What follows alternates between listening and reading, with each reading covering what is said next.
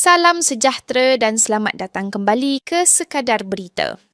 Johor Darul Takzim sekali lagi mencuri perhatian dalam siri persahabatan pramusim di Sepanyol selepas berjaya mengikat LCFC tanpa jaringan.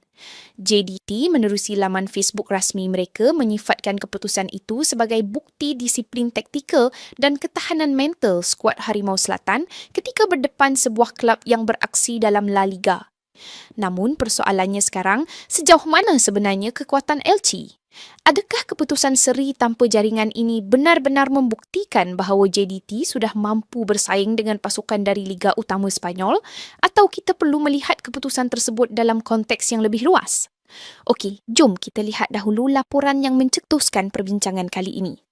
Menerusi hantaran Facebook rasmi JDT FC yang bertajuk Benting Besi di Bumi Sepanyol, JDT sekat kelab tradisi La Liga, LCFC, JDT memaklumkan bahawa pasukan kendalian Xisco Muñoz berjaya mengikat LC tanpa jaringan dalam perlawanan persahabatan antarabangsa keempat mereka di Sepanyol.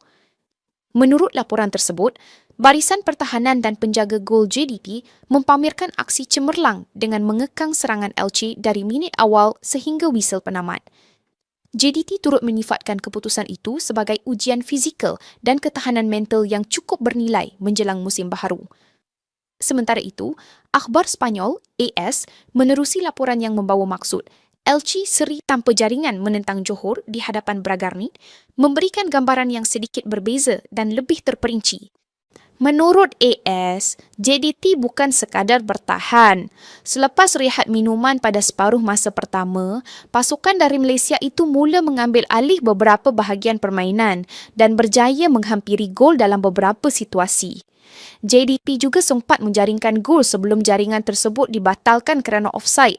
LC turut mempunyai satu jaringan yang dibatalkan pada separuh masa kedua. Itulah ringkasan utama daripada laporan JDT FC dan Akhbar Sepanyol AS. Sebelum kita teruskan dengan ulasan, jangan lupa tekan like, tulis pandangan anda di ruangan komen, subscribe Sekadar Berita dan share video ini kepada peminat bola sepak yang lain. Okey, sekarang jom kita bincangkan keputusan ini dengan lebih mendalam. Pertama sekali, kita perlu jelaskan bahawa LC bukan sebuah kelab kecil daripada Liga Bawahan Sepanyol. LC ialah pasukan yang benar-benar beraksi dalam La Liga, iaitu tahap tertinggi bola sepak Sepanyol. Pada musim 2025 hingga 2026, mereka bermain sebanyak 38 perlawanan dan menamatkan liga di kedudukan ke-15 daripada 20 pasukan. LC mencatat 10 kemenangan, 13 keputusan seri dan 15 kekalahan. Mereka mengumpul 43 mata, menjaringkan 49 gol dan dibolosi 57 kali. Jadi, apabila JDT FC menggunakan istilah kelab tradisi La Liga, kenyataan itu ada asasnya. LC ialah kelab profesional yang ditubuhkan pada tahun 1923 dan telah melalui perjalanan panjang dalam bola sepak Sepanyol. Mereka juga bermain dalam liga yang dihuni pasukan seperti Barcelona, Real Madrid, Atletico Madrid dan Villarreal. Tetapi, kita juga perlu bersikap jujur. LC bukan pasukan elit La Liga. Mereka bukan pencabar kejuaraan dan bukan juga pasukan yang konsisten bersaing merebut tempat ke pertandingan Eropah. Kedudukan ke-15 menunjukkan bahawa LC ialah pasukan kelompok bawahan Liga. Mereka hanya mengumpul satu mata lebih banyak daripada Mallorca yang menamatkan musim di kedudukan ke-18 dan tersingkir. Maknanya, LC berjaya kekal dalam La Liga, tetapi mereka terpaksa berjuang sehingga penghujung musim untuk mengelakkan penyingkiran. Di sinilah kita perlu membezakan dua perkara. LC mungkin berada di kelompok bawahan La Liga, tetapi kelompok bawahan La Liga masih berada pada tahap yang sangat tinggi jika dibandingkan dengan kebanyakan kelab di Asia Tenggara.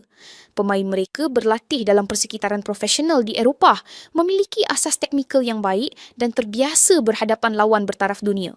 Hampir setiap minggu, mereka perlu berdepan pemain antarabangsa yang mewakili negara masing-masing. Jadi, mengekalkan keputusan tanpa jaringan ketika menentang LC tetap sesuatu yang positif untuk JDT. Lebih menarik, laporan AS menyatakan JDT bukan hanya orang kampung di kawasan sendiri. Selepas rehat minuman, JDT mula mengambil alih permainan dan sempat mencipta beberapa situasi bahaya. Malah, JDT mempunyai satu gol yang dibatalkan kerana offside sebelum tamat separuh masa pertama. Cuba fikir sekejap. Sebuah pasukan dari Malaysia bertemu sebuah pasukan La Liga di Sepanyol. Tetapi, laporan media tempatan sendiri mengakui bahawa JDT mampu mengambil alih beberapa bahagian permainan. Itu bukan pujian yang diberikan oleh media Malaysia. Itu penilaian daripada akhbar Sepanyol yang menyaksikan sendiri perlawanan tersebut. Bagi saya, perkara ini lebih bermakna daripada keputusan 0-0 itu sendiri. Keputusan boleh berlaku kerana pelbagai faktor. Namun, apabila pasukan mampu bermain dengan tersusun, mempertahankan bola dan mencipta ancaman ketika berdepan lawan yang lebih tinggi tahapnya, itu menunjukkan perkembangan dari segi struktur permainan. JDT juga tidak turun dengan barisan pemain yang asing dengan bola sepak Sepanyol. Beberapa pemain mereka seperti Zubiaure, Glaude, Arribas, Ager Akeche dan Nacho Insa mempunyai latar belakang bola sepak negara tersebut. Jonathan Silva pula pernah bermain bersama beberapa kelab Sepanyol termasuk Leganes, Getafe, Granada dan Albacete. Pengalaman pemain-pemain ini mungkin membantu JDT menyesuaikan diri dengan corak permainan Elche.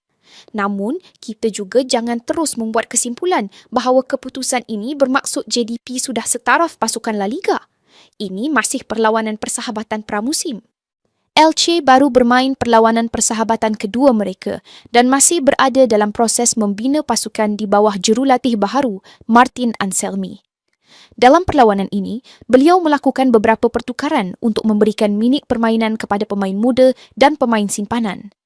Bahagian serangan Elche juga belum lengkap. Laporan AS menyatakan mereka kehilangan Alvaro Rodriguez, Rafa Mir dan Andre Silva. Elche masih belum mempunyai penyerang utama yang benar-benar mampu menjadi penyudah tetap mereka. Kekurangan itu jelas apabila mereka gagal menembusi pertahanan JDT. Jadi, clean sheet ini memang membanggakan, tetapi kita perlu mengakui bahawa JDT tidak berdepan Elche dalam keadaan paling kuat. Mereka berdepan sebuah pasukan yang sedang menjalani pramusim, mencuba sistem permainan dan masih mencari pengganti di bahagian serangan.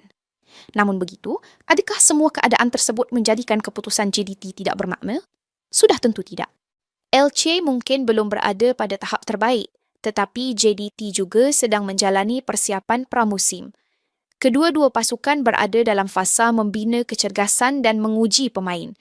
JDT tetap perlu mengekalkan disiplin selama 90 minit. Mereka tetap perlu membaca pergerakan lawan, mengawal ruang dan bertahan ketika ditekan. Satu kesilapan kecil sahaja sudah cukup untuk pasukan La Liga menghukum mereka. Apa yang paling positif ialah JDT kelihatan semakin selesa berhadapan lawan dari persekitaran bola sepak Eropah. Mereka tidak kelihatan terlalu menghormati lawan sehingga takut bermain bola. Kalau kita lihat keseluruhan jelajah ini, JDT bukan hanya mencari kemenangan besar. Mereka mahu menguji bagaimana pasukan bertindak apabila berdepan lawan yang lebih pantas, lebih fizikal dan lebih tersusun. Perlawanan seperti ini jauh lebih berguna daripada menewaskan pasukan yang terlalu lemah dengan jumlah jaringan besar. Kemenangan besar mungkin sedap dilihat, tetapi perlawanan ketat seperti menentang Elche memberi gambaran lebih jelas tentang kelemahan dan kekuatan sebenar pasukan. Kesimpulannya, Elche ialah sebuah pasukan La Liga yang sebenar, tetapi bukan pasukan elit. Mereka menamatkan musim lalu di kedudukan ke-15 dan hanya terselamat daripada penyingkiran dengan perbezaan 1 mata. Walaupun begitu, keputusan seri tanpa jaringan di bumi Sepanyol tetap merupakan pencapaian pramusim yang sangat baik untuk JDT. Lebih-lebih lagi, apabila laporan media Sepanyol sendiri mengakui bahawa Harimau Selatan mampu menguasai beberapa bahagian permainan dan hampir menjaringkan gol.